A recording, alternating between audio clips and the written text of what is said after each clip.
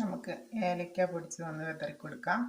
നല്ല ഫ്ലേവറൊക്കെ വരുന്നുണ്ട്. നമ്മുടെ പഴവും തേങ്ങയും പാനിയൊക്കെ നന്നായിട്ട് ഉണങ്ങി കിട്ടി.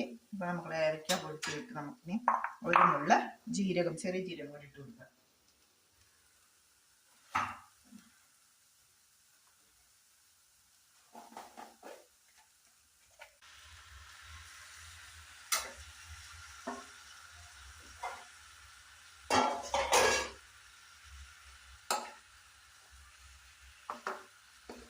പാനിയൊന്ന് വറ്റി വരട്ടെ. ആ പഴം ഒന്നുകൂടെ ഒന്ന് വെന്ത് കിട്ടും. ലേശം ഗോതമ്പ് പൊടി ഇട്ട് കൊടുക്കാം. ലേശം ഗോതമ്പ് പൊടി ഇട്ട് കൊടുക്കാം. ഒപ്പം തന്നെ ലേശം അരിപ്പൊടിയും കൂടി ഇട്ട് കൊടുക്കാം.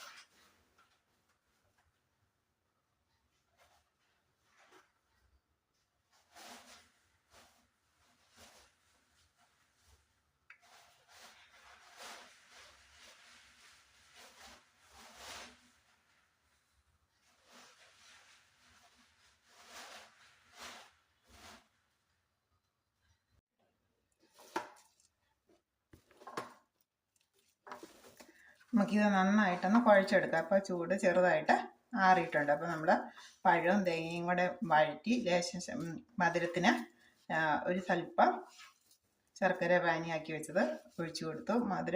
പഴം നന്നായിട്ട് പഴുത്തുകൊണ്ട് മധുരം ഉണ്ടായിരുന്നു. പിന്നെ ഒരു അഡീഷണൽ മധുരത്തിന് നമ്മൾ ആനുപാതികമായിട്ട് ശർക്കര പാനി ഒഴിച്ചു കൊടുത്തു. പിന്നെ അതിലേക്ക് തേങ്ങയും ശർക്കര പാനിയൊക്കെ നന്നായിട്ട്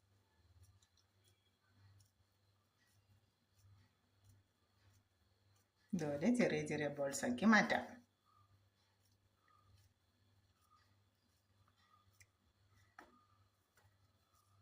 ഇതൊന്ന് മൊരിച്ചെടുക്കണം. ഇതാണ് നമ്മുടെ ഇന്നത്തെ 4 മണി സ്നാക്സ്. ഒക്കെ കൂട്ടുകാരെ, നമുക്ക് പാൻ ചൂടാകാൻ വയ്ക്കാം.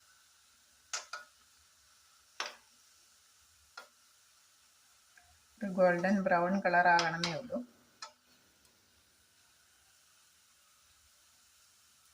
ഉള്ളിൽ മരുവൊന്നുമില്ല.